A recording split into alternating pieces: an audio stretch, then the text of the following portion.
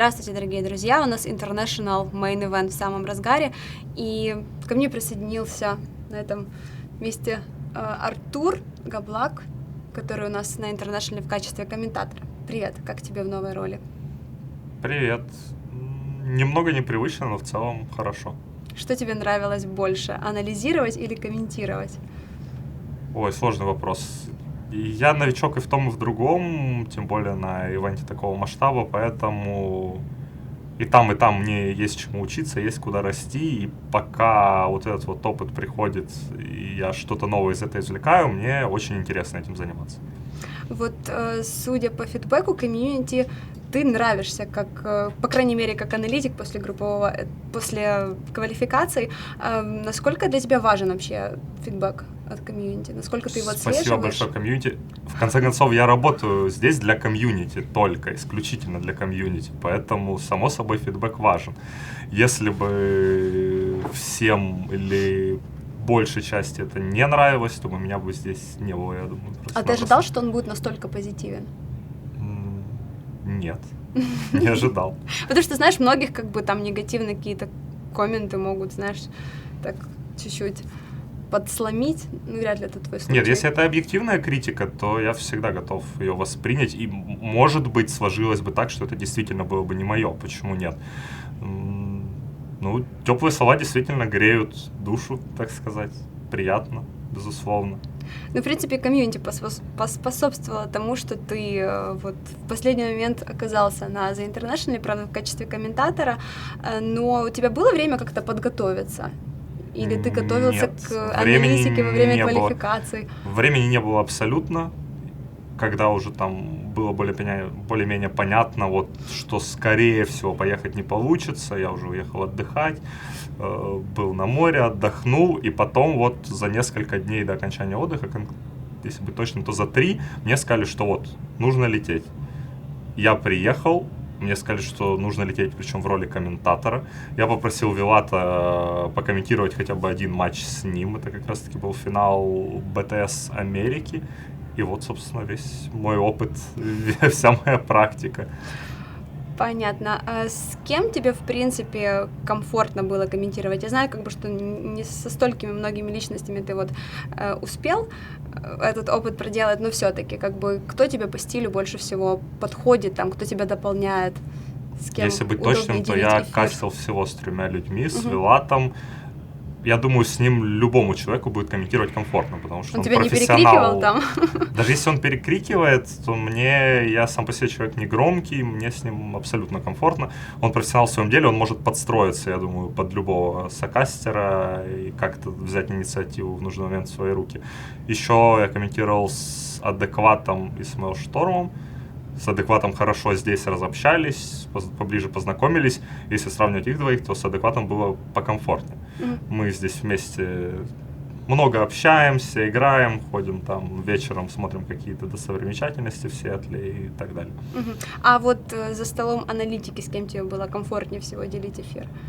У тебя уже там я всех опыта. ребят знал довольно продолжительный отрезок времени, поэтому там чувствовал себя посвободнее. Наверное, только из-за этого, как раз-таки, потому что более знакомые люди, знаешь их дольше, знаешь примерно, что от них ожидать, и чувствуешь себя более в своей тарелке.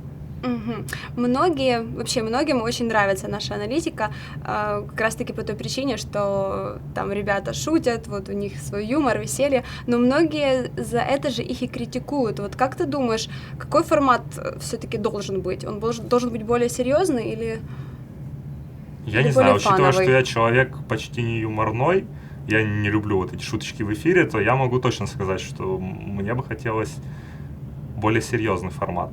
Но, опять-таки, выбор должен быть за комьюнити, потому что работаем мы для них по большей части. Возможно, когда-нибудь будет 2 параллельных эфира, там, где на одном будут более разъяснять подробности игры и обучать людей чему-то, а на втором для людей, которые уже хорошо разбираются, им интересно как раз-таки посмотреть на медийных личностей, на их шутки и так далее. Возвращаясь к вопросу, с кем тебе было удобно комментировать, вот есть у англоязычных студий вот всегда как бы, ну, уже достаточно долгое время такое разделение на кастер-кокастер. То есть кастер, он более такой play-by-play, который наводит хайп, а кокастер — это более вот такой аналитик, полуаналитик. А вот насколько ты считаешь это применимо к нашим стримам? Считаю, полностью применимо.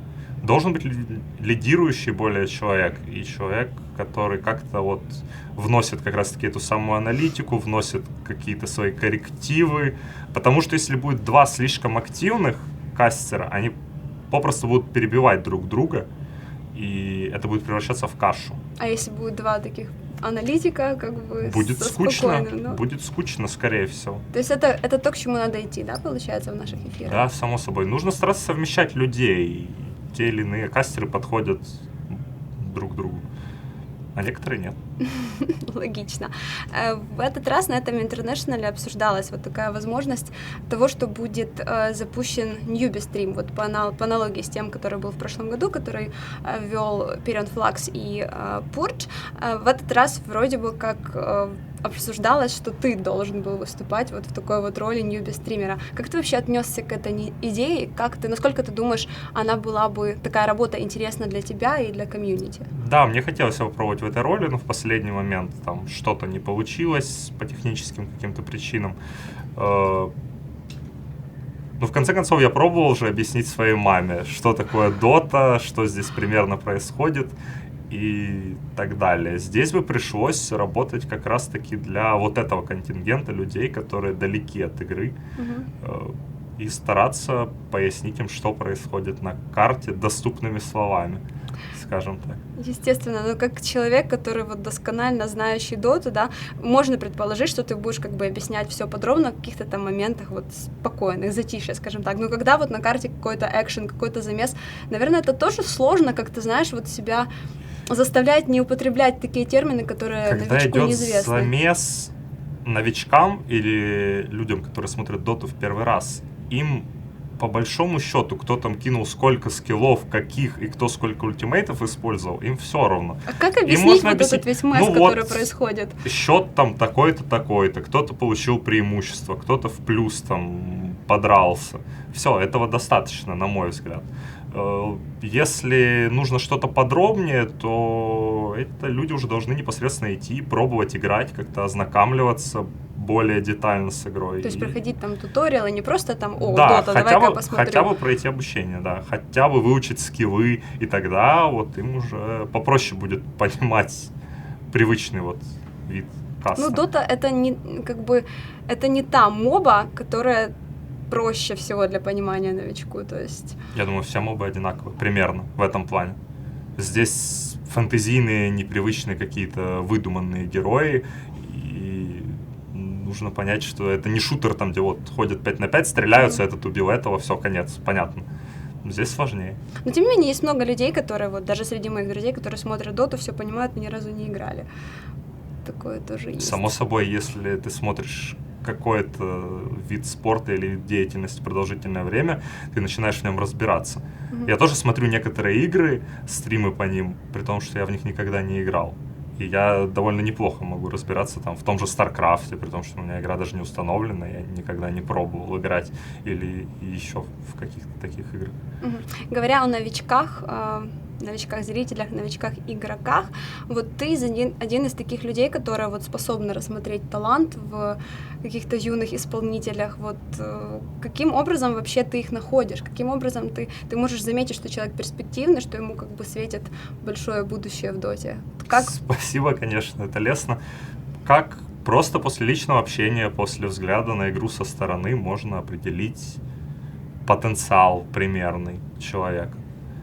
Сможет ли он при должном усердии и работе над собой пойти далеко, до уровня International непосредственно.